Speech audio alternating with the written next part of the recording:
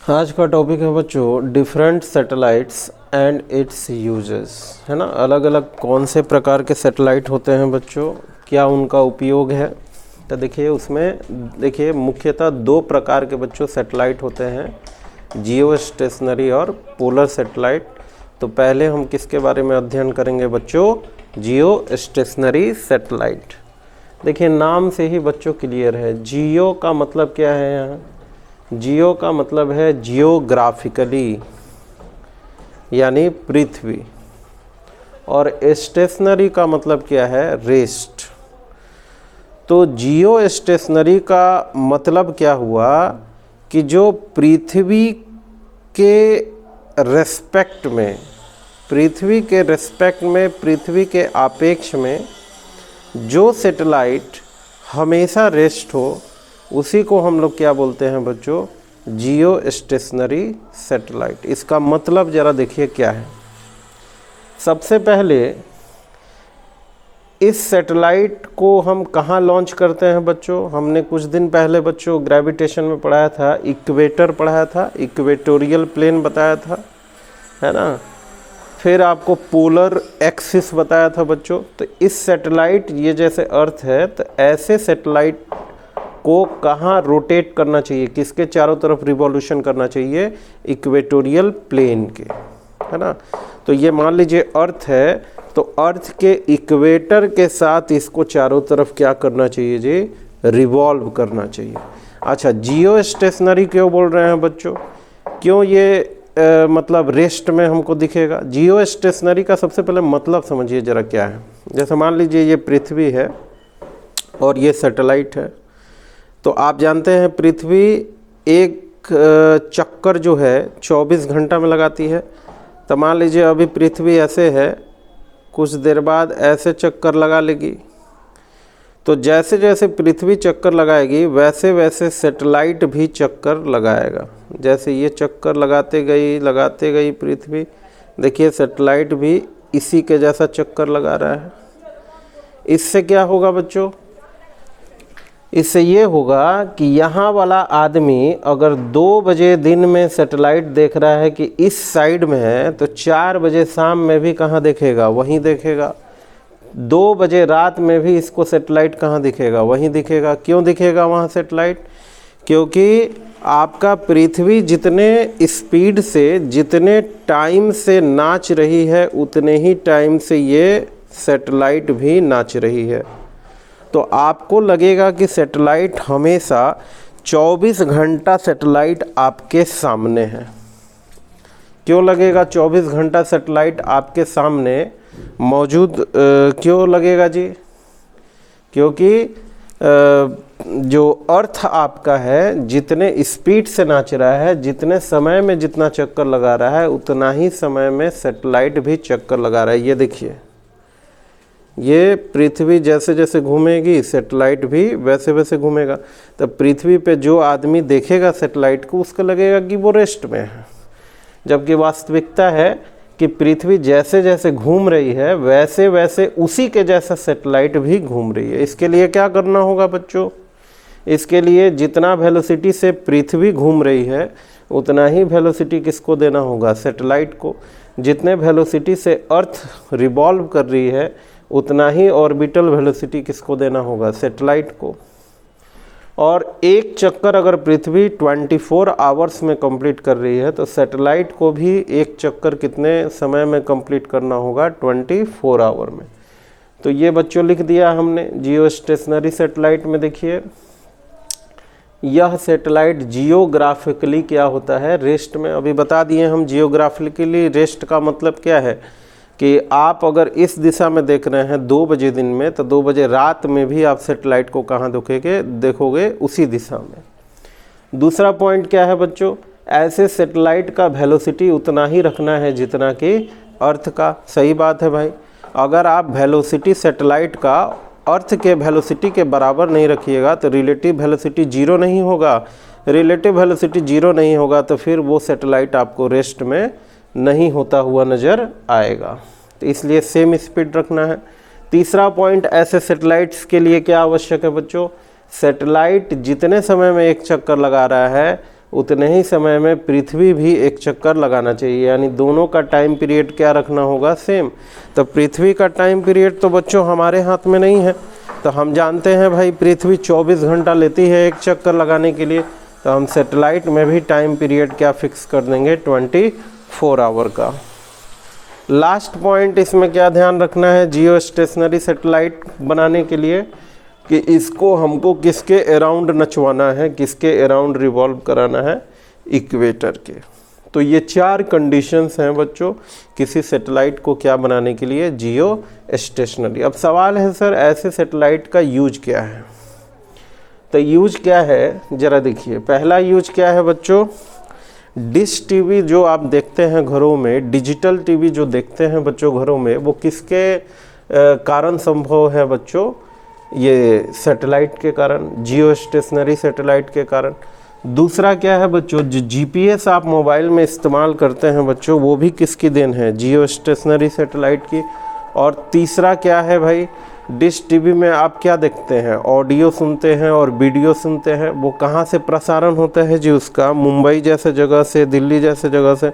मान लीजिए मुंबई में मैच चल रहा है, आप टेलीविज़न पे देख लेते हैं, क्रिकेटर का आवाज़ भी सुनते हैं, वीडियो भी देखते हैं, यानी ऑडियो और वीडियो सिग्नल को हम यहाँ से क्या कर सकते हैं बच्चों, आराम से एक स्थान से दूसरे स्थान जियो स्टेशनरी सैटेलाइट की मदद से भेजा जा सकता है। कैसे, एक एग्जाम्पल देखिए बच्चों, ये अर्थ है आपका, मान लीजिए इस पॉइंट पे आपका बॉम्बे है, वहाँ पे क्रिकेट चल रहा है, तो जहाँ क्रिकेट चल रहा है ना वहाँ एक टावर होगा, और क्रिकेट के सिग्नल को बच्चों हम कहाँ भेज देंगे बच्चों, क्रिकेट के सिग्नल को हम भेज देंगे सैटेलाइट में। आप देखिए सैटेलाइट में बच्चों 3 चीज़ें होती हैं। पहला क्या होता है जी, रिसीवर। रिसीवर का क्या काम होता है बच्चों, रिसीव करना। रिसीवर एक ऐसा डिवाइस है जो सिग्नल को क्या करेगी, रिसीव करेगी। दूसरा एक डिवाइस और लगा रहता है बच्चों सैटेलाइट के अंदर, प्रोसेसर। प्रोसेसर का क्या काम है बच्चों, जो सिग्नल रिसीव करेगी उसको किस समय भेजना है पृथ्वी पे, तुरंत भेजना है या 2 घंटे बाद भेजना है ना, ये प्रोसेसर डिसाइड करेगा। और एक बार डिसीजन हो जाने के बाद सैटेलाइट में एक और चीज़ होती है बच्चों जिसका क्या नाम है बच्चों, ट्रांसमीटर। तो जब डिसाइड हो जाता है कि कितने बजे प्रोग्राम को भेजना है या लाइव करना है, तो ये ट्रांसमीटर उसको क्या करती है, वापस से पृथ्वी को भेज देती है। तो मान लीजिए मुंबई में बच्चों कोई शो चल रहा है या क्रिकेट चल रहा है या कोई धारावाहिक का प्रोग्राम है, उसको हम टावर की मदद से उसका सिग्नल कहाँ लोड कर देते हैं, सैटेलाइट में। सैटेलाइट प्रोसेस करके फिर से उस सिग्नल को कहाँ भेज देता है बच्चों, वापस पृथ्वी पे भेज देता है। तो वापस पृथ्वी पे जो भेजेगा, तो पृथ्वी पे जो इतना जो हिस्सा है, इतने जो देश हैं, उस स्थान में जो बच्चों अपने छत के ऊपर एंटीना लगाया होगा डिश का, उन सभी को ये प्रोग्राम रिसीव हो जाएगा। ठीक, तो कहने का मतलब है बच्चों कि ये जो सिग्नल हमने भेजा क्रिकेट का या धारावाहिक का, इसको बच्चों हम लोग क्या बोलते हैं, अपलोडिंग। ठीक, और ये जो सिग्नल वापस पृथ्वी पे बच्चों आ रहा है ना, इसको क्या बोलते हैं, डाउनलोडिंग। ठीक, जैसे आप हमारा चैनल पे देख रहे हैं लेक्चर, तो अभी हो क्या रहा है, हम YouTube पे डाल रहे हैं, मतलब हम YouTube पे क्या कर रहे हैं, अपलोड। अब कितने बजे दिखाना है, ये सैटेलाइट में कौन डिसाइड करेगा, प्रोसेसर। और ट्रांसमीटर उस लेक्चर को फिर से भेज देगा। अब जिनके पास YouTube नाम का ऐप है, वो पृथ्वी के हर हिस्से में जो YouTube चला रहे हैं उसको ये डाउनलोड हो जाएगा। ऐसे भी बच्चों आप मोबाइल में जहाँ इंटरनेट चलता है वहाँ इस तरह का चिन्ह देखे होंगे, तो इस चिन्ह का मतलब बच्चों क्या है, अपलोड हो रहा है, और इस चिन्ह का मतलब क्या है जी, डाउनलोड हो रहा है ना। तो यही है अपलोडिंग और डाउनलोडिंग, है ना। आज सैटेलाइट इंटरनेट में आप जो है सैटेलाइट का इस्तेमाल करते हैं बच्चों आप, तो इस माध्यम से बच्चों हम ऑडियो वीडियो सिग्नल हम एक स्थान से दूसरे स्थान भेज सकते हैं। जीपीएस के बारे में आपने सुना होगा, क्या होता है जी जीपीएस? जीपीएस से हम किसी के लोकेशन का पता लगा सकते हैं, है ना। जीपीएस का फुल फॉर्म क्या होता है बच्चों? ग्लोबल पोजीशनिंग सिस्टम, ठीक। ग्लोबल का मतलब पूरे वर्ल्ड में, पोजीशनिंग मतलब स्थिति, सिस्टम मतलब एक ग्रुप है, समूह है। तो जीपीएस भी इस सैटेलाइट पे बच्चों वर्क करता है। अब आपके मन में एक प्रश्न जरूर आ रहा होगा कि सर यहाँ पे पृथ्वी का सिर्फ इतने हिस्से वाले लोग ही आपके चैनल को देख पाएंगे या जो प्रोग्राम भेजा गया है वो डाउनलोड कर पाएंगे, लेकिन इतने हिस्से के लोगों का क्या? और मान लीजिए कि वर्ल्ड कप चल रहा हो टेलीविज़न पे, तो उस समय हमारे पास क्या होता है बच्चों? उस चीज़ को एक साथ एक समय पे पूरे वर्ल्ड में क्या करना पड़ता है? दिखाना पड़ता है, लाइव टेलीकास्ट। तो इस प्रक्रिया में तो लाइव टेलीकास्ट इसको नहीं बोलेंगे, क्यों? क्योंकि पृथ्वी के सिर्फ इतने हिस्से में ही ये डाउनलोड हो पाया है। इतने हिस्से में जो लोग हैं उनको तो सिग्नल नहीं मिल पाएगा बच्चों, तो लाइव हम पूरे वर्ल्ड को नहीं दिखा पाएंगे। तो लाइव करने के लिए क्या करना होगा बच्चों? तो लाइव कैसे करेंगे उसके लिए भी एक उपाय है, बोर्ड को मिटा दीजिए। देखिए लाइव टेलीकास्ट कैसे होगा। अब लाइव टेलीकास्ट में बच्चों क्या होगा, जैसे मान लीजिए ये आपका अर्थ है, तो इसमें क्या होगा, हम 3 सैटेलाइट को लॉन्च करा देंगे। कितने डिग्री पे बच्चों? 120, ठीक। ये पहला सैटेलाइट है, इससे 120 डिग्री पे दूसरा सैटेलाइट, और उसके 120 डिग्री पे तीसरा सैटेलाइट। तो ये 3 सैटेलाइट हमने लॉन्च करा दिया बच्चों, और ये जियो स्टेशनरी सैटेलाइट है, यानी ये हमेशा इसी स्थिति पे रहेगा, क्योंकि पृथ्वी जैसे जैसे घूम रही है वैसे वैसे सैटेलाइट भी घूमेगी। तो ये हमेशा के लिए, तीनों सैटेलाइट हमेशा के लिए कितने डिग्री पे बने रहेंगे? 120। अब जो है मान लीजिए मुंबई में वर्ल्ड कप चल रहा है, तो वहाँ के टावर से बच्चों हम अपलोडिंग कर देंगे, ठीक। अब क्या करेगा वहाँ का सैटेलाइट? इतने देश के हिस्सों को भेज दिया, डाउनलोड करा दिया, भाई यहाँ के लोग देख लिए। अब वो सैटेलाइट एक और काम करेगा, वो सिग्नल को ट्रांसफ़र कर देगा किसको जी? दूसरे सैटेलाइट को, और वो भी बेचारा क्या करेगा? भेज देगा पृथ्वी के बाकी हिस्सों में, और बाकी हिस्सों में भेजने के बाद फिर सिग्नल को ट्रांसमिट कर देगा तीसरे सैटेलाइट पे, और तीसरा भी भेज देगा बाकी हिस्सों को, और फिर पहले सैटेलाइट को सिग्नल भेज के ये आश्वस्त करा देगा कि भाई सिग्नल हमने पूरे वर्ल्ड के कोने कोने तक हमने भेज दिया। तो बात आपको आ गई बच्चों समझ में कि इस प्रकार 3 सैटेलाइट की मदद से हमने पूरे दुनिया में एक ही चीज़ को हमने एक ही समय पे ट्रांसमिट कर दिया, जिससे लोग लाइव का मज़ा ले पाएंगे। इसको बच्चों हम क्या बोलते हैं? इसको हम ग्लोबल कम्युनिकेशन भी बोलते हैं बच्चों, ठीक। और यहाँ कुछ खास देश ही देख पाते हैं सिग्नल्स को या किसी धारावाहिक को, किसी चैनल को, इसलिए बच्चों इसको हम क्या बोलेंगे? Local communication. तो आपको समझ में आ जाना चाहिए बच्चों एक ही जगह पे हम कैसे सिग्नल्स को एक ही समय पे कैसे हर जगह हम पहुंचा सकते हैं। कुछ लोग पूछ रहे थे कल के कक्षा में कि सर सैटेलाइट को एनर्जी कहाँ से मिलती है? तो वहाँ बैटरी नहीं लगाया जाता है बच्चों, सैटेलाइट है ना।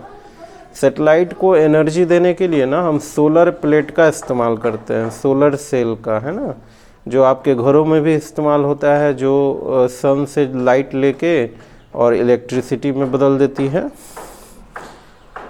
तो आगे बढ़ते हैं बच्चों। तो ये था जियोग्राफिक सैटेलाइट के बारे में। अब दूसरा सैटेलाइट जो है हमारा पोलर सैटेलाइट। देखते हैं पोलर सैटेलाइट क्या है बच्चों। अगला सैटेलाइट है बच्चों दूसरा प्रकार का जो है, उसका नाम क्या है, पोलर सैटेलाइट। नाम पोलर सैटेलाइट क्यों है बच्चों? पहले सैटेलाइट का नाम जियोग्राफिकली स्टेशनरी सैटेलाइट क्यों था? क्योंकि वो स्टेशनरी दिखता था हम लोगों को। इसका नाम पोलर सैटेलाइट इसलिए है बच्चों क्योंकि अर्थ का पोल एक्सिस बताया था ना जी, पोलर एक्सिस कुछ क्लास पहले हमने बताया था। यहाँ नॉर्थ पोल होता है, यहाँ साउथ पोल। तो पोलर एक्सिस के चारों तरफ ये सैटेलाइट को घुमाया जाता है ना। इसको ऐसा प्रोजेक्ट हम करते हैं, ऐसा भेजते हैं कि ये ऐसे चक्कर मारे, है ना। पृथ्वी कैसे चक्कर मार रही है बच्चों? ऐसे। और पोलर सैटेलाइट को कैसे चक्कर मारना है? ऐसे, पोलर एक्सिस पे। इसलिए इसका नाम क्या है बच्चों? Polar satellite. इसका टाइम पीरियड हम क्या रखते हैं बच्चों? बहुत कम रखते हैं, जिससे कि ये बहुत तेज़ी से नाचता है ना। आपको हमने पढ़ाया था कि वह सैटेलाइट जो पृथ्वी के नज़दीक हो उसका टाइम पीरियड कितना होता है जी? 84 मिनट्स, यानी 1.5 घंटे के दौरान। तो ऐसे सैटेलाइट्स का हम टाइम पीरियड 1.5 घंटा के करीब रखते हैं, ताकि ये बार बार चक्कर लगा सके। तो 1.5 घंटा में देखिए पृथ्वी का एक चक्कर लगा लेगी पोलर एक्सिस पे, तो 24 घंटा में तो बहुत बार चक्कर लगा लेगी। अब सवाल है, इस तरह का डिज़ाइन हमने क्यों किया है सैटेलाइट को? क्यों किया है ज़रा देखिए, ताकि इसका यूज हो सके। पहला यूज क्या है जी? Weather department. इस सैटेलाइट का उपयोग कौन सा करता है जी हमारे देश में? कौन से लोग करते हैं? मौसम विभाग वाले लोग। कैसे करते हैं मौसम विभाग वाले लोग? जैसे मान लीजिए कुछ देर के लिए एक डिब्बा को हम यहाँ दिखाते हैं। ये डिब्बा ही मान लीजिए बच्चों आपका अर्थ है। तो ये डिब्बा अर्थ है, तो सैटेलाइट ऐसे पोल की एलोंग रोटेशन कर रही है और अर्थ अपने एक्सिस पे ऐसे रोटेट कर रहा है। तो देखिए क्या होगा, जब ये सैटेलाइट ऐसे नाचते नाचते जाएगी, ठीक, तो अर्थ के इस हिस्सा का तस्वीर खींच लेगी। फिर अगली बार जब ऐसे नाचते हुए जाएगी, तब तक पृथ्वी थोड़ा सा घूम चुका है बच्चों, तो यहाँ का तस्वीर अब खींच लेगी। फिर अगली बार जब बच्चों आएगी तो पृथ्वी और घूम चुका रहेगा, तो अब इधर का तस्वीर खींच लेगी। फिर अगली बार जब ये सैटेलाइट आएगी तो पृथ्वी और घूम चुका रहेगा, तो अब की बार जो सैटेलाइट जाएगी तो इतने दूर का तस्वीर खींच लेगी। तो इस प्रकार 24 घंटे में ये कई बार फ़ोटो खींच के पृथ्वी का भेज देती है ना। इमेजिन कीजिए, देखिए ये ऐसे नाच रहा है सैटेलाइट, ऐसे नाच रहा है, तो कई बार पिक्चर भेज देती है बच्चों। तो मॉनसून क्या है? बादल हैं, बादल का मोशन है, क्लाउड्स मोशन।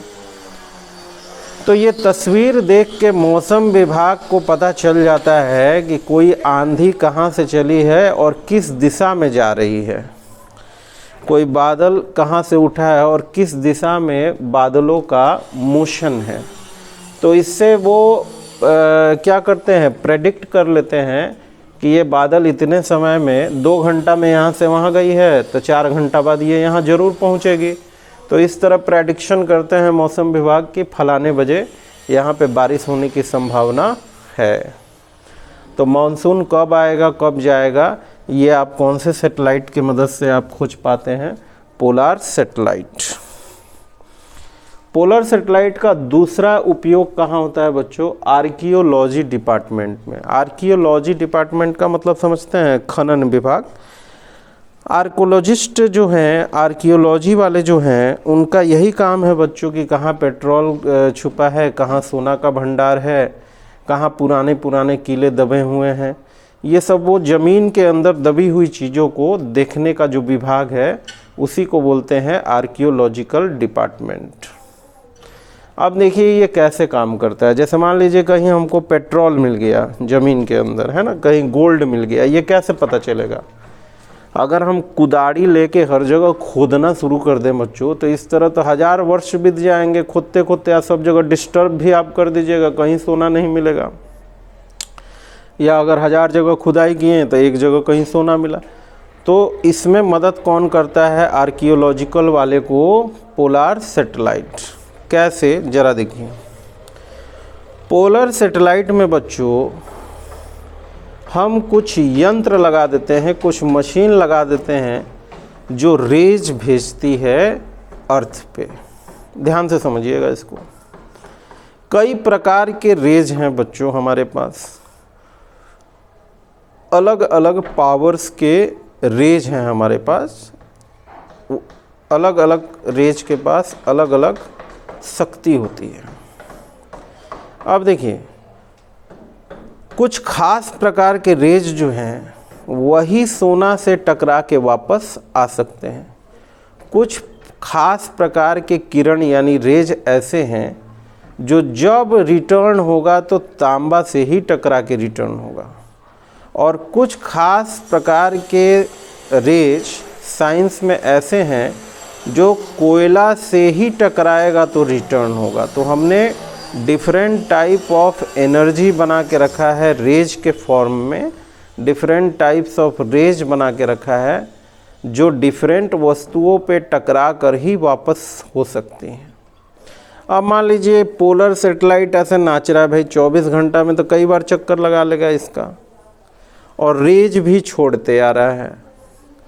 अब मान लीजिए 24 घंटा का रिपोर्ट हम देखते हैं सैटेलाइट का, 24 घंटा का रिपोर्ट हम देखते हैं। मान लीजिए 24 घंटा में हमको कुछ ऐसे रेज रिटर्न हुई हैं सैटेलाइट को वापस जो सिर्फ गोल्ड से टकरा के रिटर्न हो सकती है। तो फिर हम क्या खोजने लगते हैं कि सैटेलाइट में वो कितने बजे रिटर्न हुआ था रेज। हम देख लेते हैं कि उस समय पृथ्वी का कौन सा हिस्सा था सैटेलाइट के सामने। अब उस हिस्से से रिटर्न हुआ है, वहाँ आदमी भेज देते हैं, खुदाई करता है, गोल्ड मिल जाता है। कुछ रेज ऐसे हैं जो पेट्रोल से टकरा के ही वापस आएगा, तो पेट्रोल वाला देख लेते हैं कब कब रिटर्न हुआ, वहाँ जाके पेट्रोल खोजते हैं। तो इस तरह बैठे बैठे आर्कियोलॉजिकल वाले जो विभाग जो है हमारे भारत में, वो बैठे बैठे बच्चों पता लगा लेते हैं कि कहाँ कौन सा चीज़ दबा है, और वो भी रेज की मदद से, है ना, क्योंकि डिफरेंट रेज की डिफरेंट क्वालिटीज़ होती है। कुछ सोना से टकरा के रिटर्न होगा, कुछ चांदी से टकरा के रिटर्न होगा। तो जो रिटर्न होता है उस समय हम देख लेते हैं कौन से लोकेशन पे रिटर्न हुआ, वहाँ जाके खुदाई शुरू कर देते हैं। तीसरा उपयोग बच्चों कहाँ होता है? आर्मी, सेना के जवान। अब देखिए बच्चों, सेना के जवान सबसे ज़्यादा इस सैटेलाइट का उपयोग करते हैं, है ना। जो बॉर्डर्स पे हैं हमारे आर्मीज, उनका क्या काम होता है कि कोई हमला ना कर दे, है ना। कोई अगर हमला करने वाला भी है तो उसकी सूचना पहले से मिली रहेगी आर्मीज को, तब तो वो पहले से तैयार होंगे। तो वो क्या करते हैं, पोलर सैटेलाइट के हर घंटे के चित्र को देखते हैं। अब मान लीजिए जैसे पाकिस्तान जैसा देश है, वहाँ से 1000 तोप भेज दिया, तो 1000 तोप भेज दिया इंडिया के तरफ। तो ये पोलर सैटेलाइट जो हमने लॉन्च किया है हमारे वैज्ञानिकों ने, ये मान लीजिए 2 बजे का चित्र भेजा भारत का, भारत और भारत के अगल बगल क्षेत्र के चित्रों को भेजा आपके पास सैटेलाइट। अब उस चित्र में आपको तोप क्लियर तो नहीं दिखाई देगा, लेकिन काला चीज़ दिखाई देगा, तोप जैसा काला काला स्पॉट। अब मान लीजिए अगले घंटे का जो चित्र भेजेगा भारत और भारत के आसपास के क्षेत्र में, अगर वो ब्लैक स्पॉट भारत के नज़दीक आती हुई नज़र आ रही है अगले 2-3 घंटों में, तो उसी समय आर्मी हरकत में आ जाएगी कि वो ब्लैक स्पॉट आखिर क्या बढ़ रहा है भारत के तरफ। तो वो तुरंत अपना जासूस भेज देंगे, भाई देखो पोलर सैटेलाइट से जो चित्र मिला है उसमें कुछ ब्लैक स्पॉट भारत के नज़दीक आ रहा है, या चाइना से कुछ ब्लैक स्पॉट नज़दीक आता हुआ दिखाई दे रहा है पोलर सैटेलाइट के हर घंटे के चित्र में। हर घंटे उसकी दूरी कम हो रही है भारत से। तुरंत अपना जासूस भेज के पता लगवा लेंगे क्या मामला है। तो इस प्रकार बच्चों सेना में सुरक्षा मामला भी जो हमारा होता है वो भी बच्चों उसमें भी कौन योगदान अपना देता है, पोलर सैटेलाइट। और गूगल मैप तो आप लोग सब जानते हैं बच्चों, जैसे अपने कोचिंग का आप नाम दीजिएगा ओपाइन फिजिक्स गूगल मैप में, तो वो आपको लोकेशन बजाते बता देगा बच्चों कि कैसे कैसे जाना है, आप फलाने जगह हैं तो वहाँ से किधर मुड़ना है। तो ये कैसे बता पाता है कि गूगल उस लोकेशन को डाले रहता है बच्चों पोलर सैटेलाइट में। आप इंटरनेट से कनेक्ट करते हैं सैटेलाइट से, जीपीएस को ऑन करते हैं, वो आपको रास्ता बताते जाता है। क्योंकि पोलर सैटेलाइट देखिए आपके घर का भी चित्र उस पोलर सैटेलाइट में है, तो गूगल मैप में आप चाहें तो अपने घर का भी चित्र आप देख सकते हैं ना, छत दिखाई देगा आपको। तो इस प्रकार ये पोलर सैटेलाइट बच्चों आपको मदद करता है। तो ये थी बच्चों सैटेलाइट्स के प्रकार, सैटेलाइट के बारे में कुछ बातें। ये बहुत ही रोचक है और इंटरेस्टिंग है, आशा करते हो आपने एंजॉय किया होगा इसमें। अब थोड़ा हम एक और टॉपिक बच्चों हमसे कभी कभी पूछा जाता है, total energy of satellite. Satellite की टोटल एनर्जी कितनी होगी? तो अगला टॉपिक बच्चों देखते हैं। अगला टॉपिक है बच्चों सैटेलाइट की टोटल एनर्जी क्या होगी सर? तो ये देखिए पृथ्वी है बच्चों, उसका मास कैपिटल M है, रेडियस कैपिटल R है, और कितने हाइट पे सैटेलाइट नाच रहा है जी, सर्कुलर मोशन कर रहा है, स्मॉल h, और सैटेलाइट का मास स्मॉल m, और स्मॉल r का मतलब क्या है, इस पृथ्वी के सेंटर से सैटेलाइट के सेंटर तक की दूरी। आप देखिए ज़रा, इस सैटेलाइट के पास एनर्जी क्यों होगी? इसलिए होगी बच्चों क्योंकि इसके पास वेलोसिटी है। इस वेलोसिटी को क्या बोलते हैं बच्चों? Orbital velocity. पिछले क्लास में हमने बच्चों बताया था ऑर्बिटल स्पीड कितना होता है जी, √gm/r। ये हम पढ़ाया था हम, ठीक है। और ऑर्बिटल स्पीड का एक और फॉर्मूला बच्चों पढ़ाया था g/r। ये कब इस्तेमाल करते हैं? जब सैटेलाइट बहुत नज़दीक हो। और ये वाला फॉर्मूला कब इस्तेमाल करते हैं? जब सैटेलाइट कुछ दूरी पे हो, यानी इतने दूरी पे हो पृथ्वी से जिसको नेग्लेक्ट हम नहीं कर सकते हैं। तो ये दोनों फार्मूला अगर नहीं याद है तो पिछला लेक्चर्स आप देख सकते हैं बच्चों। तो इसके पास वेलोसिटी है, तो वेलोसिटी है तो भाई एनर्जी होगी। कौन सी एनर्जी होगी जी? Kinetic energy. वेलोसिटी के कारण काइनेटिक एनर्जी आती है। और सैटेलाइट का कुछ पोजीशन चेंज भी तो है बच्चों, और पोजीशन चेंज के कारण कौन सी एनर्जी आ जाती है? पार्टिकल के पास पोटेंशियल एनर्जी।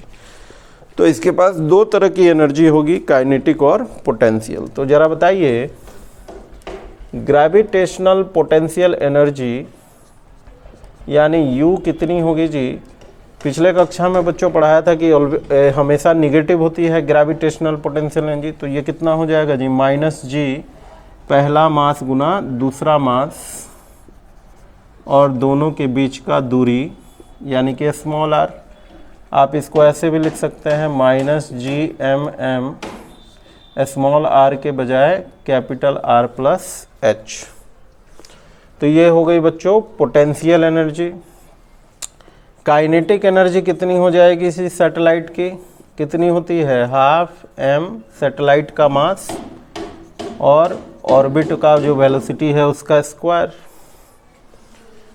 तो हाफ सैटेलाइट का मास, ऑर्बिटल स्पीड देखिए जी कितना होता है, रूट में ना है जी, तो उसका स्क्वायर कीजिएगा तो कितना आ जाएगा? g पृथ्वी का मास बाई डिस्टेंस। तो फाइनली बच्चों कितना मिल जाएगा? ½ gmm/r। अब इस स्मॉल r के बदले आप क्या लिख सकते हैं बच्चों? Capital R + h। आपको वर्क एनर्जी पावर में बच्चों हमने पढ़ाया है टोटल एनर्जी क्या होती है बच्चों? काइनेटिक और पोटेंशियल का सम। तो टोटल एनर्जी बताइए जी, potential energy plus kinetic energy. तो पोटेंशियल देख लीजिए भाई कितना है, -Gmm/r+h प्लस ½ Gmm/r+h।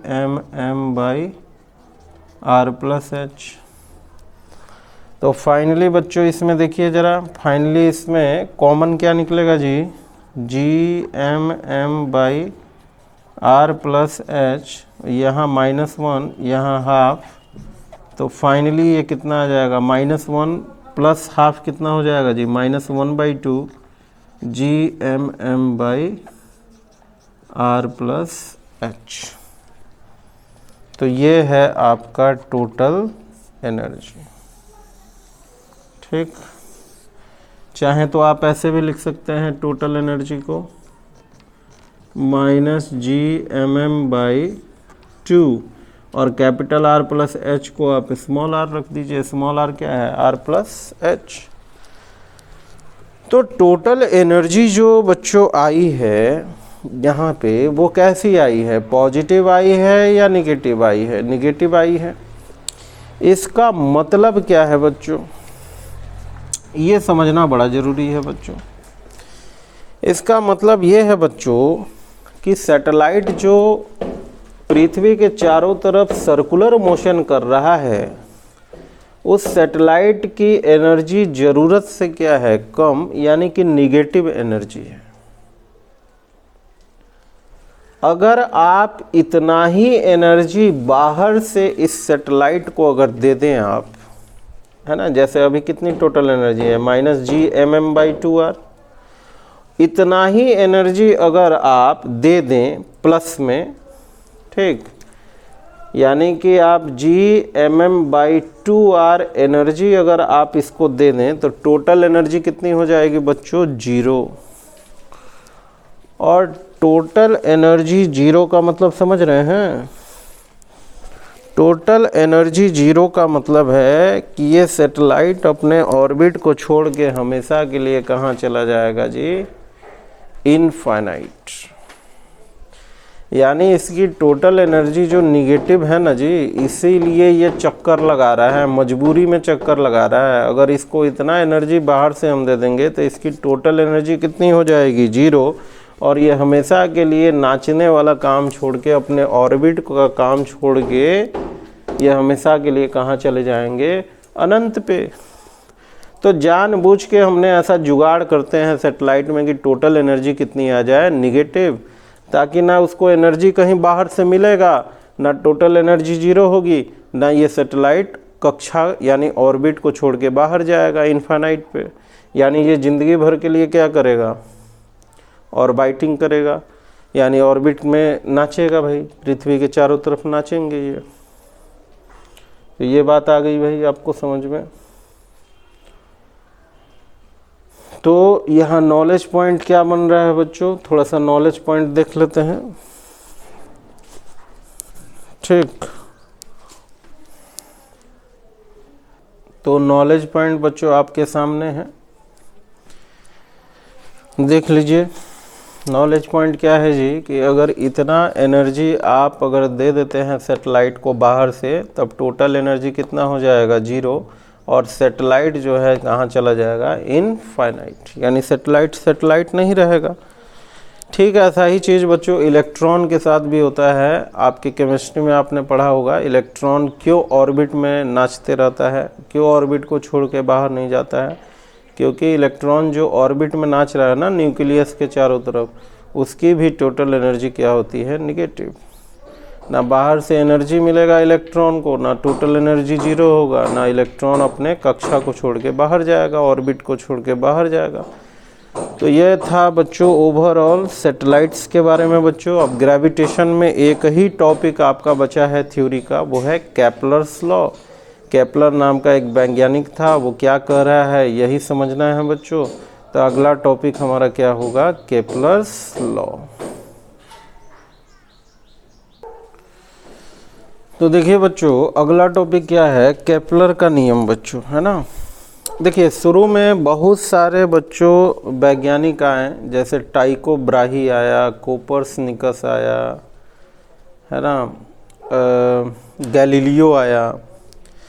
ये सब शुरू में जब डेवलपमेंट हो रहा था फिजिक्स का, साइंस का, तो इनको क्या लगता था शुरू वाले वैज्ञानिकों को कि पृथ्वी स्थिर है और सूरज एक तरफ से नाचते हुए सूर्यास्त के समय दूसरे तरफ चला जाता है, फिर सूरज नाचते हुए सूर्योदय के समय फिर ऊपर आता है, फिर दोपहर में ऊपर और फिर सूर्यास्त के समय डूब जाता है। उसी तरह शुरू वाले वैज्ञानिकों को लगा कि पृथ्वी स्थिर है और मून भी सुबह देख रहे हैं तो इस साइड है, ठीक, रात में देखा इस साइड है, फिर और गहरी रात में देखा तो उस साइड है। तो उनको लगता था ना कि पृथ्वी जो है वो स्थिर है और सभी प्लैनेट्स है ना, चाहे वो सूरज हो, मून हो, स्टार्स हो, वो सब पृथ्वी के चारों तरफ रिवॉल्यूशन कर रहे हैं, सर्कुलर मोशन कर रहे हैं। लेकिन बाद में कुछ वैज्ञानिक आए, है ना, 500 ईस्वी के करीब, कुछ जैसे होशियार वैज्ञानिक आए जैसे कोपर्निकस, ये लोग बोला कि नहीं, पृथ्वी सूर्य के चारों तरफ घूम रहा है। तो एक कंट्राडिक्शन उत्पन्न हो गई फिजिक्स में कि भाई सूरज के चारों तरफ सारे प्लैनेट्स घूम रहे हैं या पृथ्वी के चारों तरफ सारे प्लैनेट्स घूम रहे हैं। तो बाद में सारे स्टडी को केपलर नाम के वैज्ञानिक ने सारे स्टडी को समझकर, है ना, सारे जो डिटेल्स थे, कौन कौन सा वैज्ञानिक क्या बोला, सारे डिटेल्स को समझने के बाद केपलर नाम के वैज्ञानिक ने यह निष्कर्ष निकाला कि सत्य बात यह है कि सभी प्लैनेट्स सूर्य के चारों तरफ रिवॉल्यूशन कर रहे हैं, यानी सूरज स्थिर है और उसके चारों तरफ प्लैनेट्स मोशन में है, और वो भी रिवॉल्यूशन सर्कुलर पाथ में नहीं हो रहा है बच्चों। वो जो रिवॉल्यूशन है वो सर्कुलर पाथ में नहीं हो रहा है, वृत्ताकार पथ में नहीं हो रहा है, वो कैसा हो रहा है, अंडाकार, अंडाकार पथ, यानी कि इलिप्टिकल ऑर्बिट, इलिप्स वाले। अब आपको थोड़ा सा मैथ का मदद लेना होगा बच्चों, हालांकि हमने मैथमेटिकल टूल्स में भी आपको बताया है इलिप्स नाम का एक आकृति है, जैसे ट्रायंगल होता है, जैसे स्क्वायर होता है, वैसे ग्राफ में हमने बताया था इलिप्स भी होता है। इलिप्स मतलब अंडाकार। ये देखिए ये क्या हमने बनाया है जी, इलिप्स, और इसमें दो एक्सिस होते हैं, बड़ा वाला को क्या बोलते हैं, मेजर एक्सिस, और छोटे वाले को क्या बोलते हैं, माइनर एक्सिस। और इसके दो फोकस होते हैं, ये पहला फोकस है और ये दूसरा फोकस है। तो केपलर का कहना है कि सभी प्लैनेट्स, जैसे मान लीजिए अर्थ है, ये इलिप्टिकल ऑर्बिट में घूम रहे हैं और सूरज जो है या तो इस फोकस पे हो सकता है या तो इस फोकस पे हो सकता है। अगर इस पे होगा तो यहाँ नहीं होगा सूरज, अगर इस पे होगा तो यहाँ नहीं होगा सूरज। बस यही है बच्चों केपलर्स का पहला नियम, है ना। अब ये कैसे आया, कहाँ से लाया केपलर, इसको अभी आपके सिलेबस में, आपके लेवल में ज़्यादा इसमें दिमाग लगाने की ज़रूरत नहीं है। केपलर का पहला जो नियम है वो बोल दिया, आप ध्यान में रखेंगे, ऑब्जेक्टिव्स वगैरह में यूज हो जाए कहीं आपको, ठीक है। तो अब इसका बच्चों सेकेंड नियम हम देखेंगे बच्चों, केपलर का सेकेंड नियम क्या है। तो बोर्ड डिलीट करने दीजिए जरा। केपलर का बच्चों दूसरा नियम क्या है जरा देखेंगे बच्चों। केपलर का दूसरा नियम एरिया से संबंधित है, इसलिए इसको हम क्या बोलते हैं, लॉ ऑफ एरिया, एरिया का नियम। केपलर का दूसरा नियम बच्चों बोल रहा है एरियल वेलोसिटी हमेशा कांस्टेंट होगा जब मोशन करेंगे प्लैनेट्स। अब आपके दिमाग में आ रहा होगा सर वेलोसिटी तो हम जानते हैं सर, एरियल वेलोसिटी क्या होता है, ज़रा इसके बारे में तो आप बताएं नहीं हैं। तो एरियल वेलोसिटी हम जा रहे हैं डिस्कशन करने। देखिए ज़रा क्या है बच्चों, मान लीजिए बच्चों ये सन है, सूरज, और ये प्लैनेट्स आपके जो हैं अंडाकार वाले रास्ते से लगातार मोशन में है। ठीक, सन क्या है, किसी एक फोकस पे, दो फोकस होता है ना एलिप्स में, अभी हमने बताया था। अब देखिए जरा क्या होगा। मान लीजिए अर्थ यहाँ पे है आपका, ठीक, तो अर्थ की दूरी अभी फ़िलहाल जो है सन से इतनी होगी। अब अर्थ जो है मान लीजिए 1 सेकेंड में बच्चों यहाँ आया, बहुत कम दूरी तय करेगी 1 सेकेंड में अर्थ। तो मान लीजिए बच्चों 1 सेकेंड में यहाँ आया। ऐसे आप जानते होंगे बच्चों, पूरा एक चक्कर लगाने में 365 दिन लगता है। ठीक है, सन का एक चक्कर लगाने में पृथ्वी को 365 दिन यानी कि 1 साल लगता है। तो उसके हिसाब से आप समझ ही रहे होंगे बच्चों कि 1 सेकेंड में पृथ्वी कितना आगे बढ़ा होगा, ना मात्र बराबर। अच्छा, 1 सेकेंड में जितनी दूरी तय होती है यानी कि 1 सेकेंड में जितनी डिस्टेंस ट्रेवल्ड होती है उसको आप लोग क्या बोलते हैं, वेलोसिटी। तो 1 सेकेंड में मान लीजिए कितना डिस्टेंस बढ़ा जी, v1, मतलब v1 इसका क्या हो गया, वेलोसिटी। 1 सेकेंड में जितना डिस्टेंस होता है ट्रेवल्ड उसी को हम क्या बोलते हैं, वेलोसिटी। तो 1 सेकेंड में मान लीजिए कितना डिस्टेंस यहाँ ट्रेवल हुआ जी, v1, मतलब v1 क्या हो गया, वेलोसिटी। यानी इसकी लंबाई कितनी हो गई, v1। मान लीजिए यहाँ रेडियस कितना है जी, r1। तो ये एक छोटा सा बच्चों ट्रायंगल जैसा नज़र आ रहा है आपको। इस ट्रायंगल का एरिया कितना होगा, एरिया ट्रायंगल का कितना होता है, हाफ बेस इंटू हाइट। तो हाफ इसका आधार यानी कि बेस कितना है, v1, और हाइट कितना ले लेंगे, r1, क्योंकि ये बहुत कम है। अब मान लीजिए 6 महीना बाद अर्थ यहाँ तो आपका वेट नहीं करेगा, 6 महीना बाद कहीं और चला जाएगा। मान लीजिए यहाँ पे है अर्थ, तो यहाँ पे अर्थ है, तो अब इसकी दूरी सन से कुछ और हो जाएगी, अलग हो जाएगी, क्योंकि ये सर्कुलर तो है नहीं भाई। मान लीजिए कितनी दूरी हो गई जी, r2, और 1 सेकेंड में मान लीजिए ये कितना घसका है, v2, यानी ये वेलोसिटी, इतने वेलोसिटी से चला। तो अब यहाँ फिर एक अलग एरिया बना बच्चों। इस एरिया का भी एरिया, इस ट्रायंगल का भी एरिया आप कैसे निकालेंगे बच्चों, half base into height. Last attempt, मान लीजिए पृथ्वी घूमते घूमते यहाँ 2 महीना बाद पहुँचा। अब देखिए यहाँ से दूरी फिर बच्चों अलग हो जाएगी, मान लीजिए r3। 1 सेकेंड में ये कितना आगे बढ़ेगा, ना मात्र। मान लीजिए 1 सेकेंड में ये v3 दूरी तय कर ली, मतलब v3 इसका वेलोसिटी है और इसकी दूरी r3 ही होगी, क्योंकि 1 सेकेंड में कितना जाएगा, बहुत कम। तो यहाँ एक फिर नया ट्रायंगल बनाया बच्चों। तो हर महीने में सन का दूरी पृथ्वी से क्या आ रहा है जी, अलग अलग। क्यों आ रहा है, क्योंकि ये इलिप्टिकल पथ में मोशन कर रहा है पृथ्वी। अब देखिए केपलर का दूसरा नियम क्या कह रहा है। केपलर का दूसरा नियम कह रहा है, मान लीजिए कि यहाँ पे एरिया कितना बनाया, A1, यहाँ पे एरिया कितना बनाया, A2, यहाँ एरिया ट्रायंगल का कितना बना, A3। तो ये सारे एरियाज क्या होंगे जी, सेम होंगे। ठीक, इसी को हम क्या बोलते हैं बच्चों, एरियल वेलोसिटी। यानी 1 सेकेंड में जो एरिया बना ना, उसी को हम क्या बोलते हैं, एरियल वेलोसिटी। 1 सेकेंड में जितना एरिया बना उसी को एरियल वेलोसिटी बोलते हैं।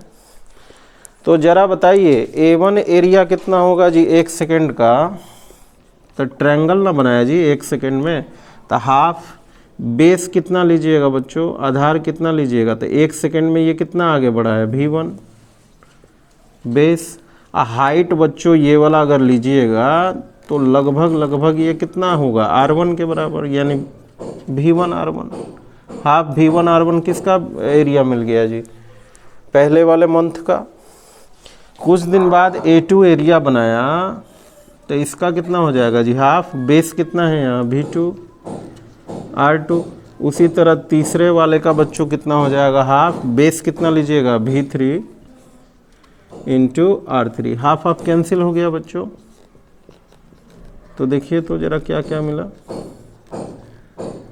किसी दो इक्वेशन को एक साथ ले लीजिए, मान लीजिए इसी को ले लिया आपने,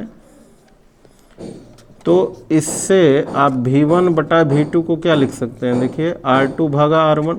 अब जरा इस रेशियो को जरा ध्यान से देखिए और हमको बताइए वेलोसिटी और डिस्टेंस में किस तरह का संबंध है, डायरेक्टली प्रोपोर्शनल का है कि इन्वर्सली प्रोपोर्शनल का है, जल्दी बताइए जी। इन्वर्सली है, क्योंकि V1 यहाँ है तो R1 यहाँ है, V2 यहाँ है तो R2 यहाँ है। इसका अर्थ है कि V इन्वर्सली प्रोपोर्शनल क्या होगा, डिस्टेंस। कौन सा डिस्टेंस जी, सूरज से अर्थ का डिस्टेंस। यानी कि अगर ज़्यादा दूरी पे रहेगा सूरज से तो धीरे धीरे चलेगा, और यदि सूरज से कम दूरी पे रहेगा यानी R यदि कम रहेगा तो तेज़ी से चलेगा। तो ये नियम हमको क्या बता रहा है, ये नियम हमको बता रहा है कि जो पृथ्वी चारों तरफ सूरज के चलती है वो एक समान वेलोसिटी से नहीं चलती है, अलग अलग वेलोसिटी से चलती है। कब तेज़ी से चलेगी, जब सूरज के काफ़ी नज़दीक रहेगा। जैसे यहाँ क्या होगा, बहुत तेज़ी से चलेगा, क्योंकि सबसे नज़दीक कहाँ है, यहाँ पे है।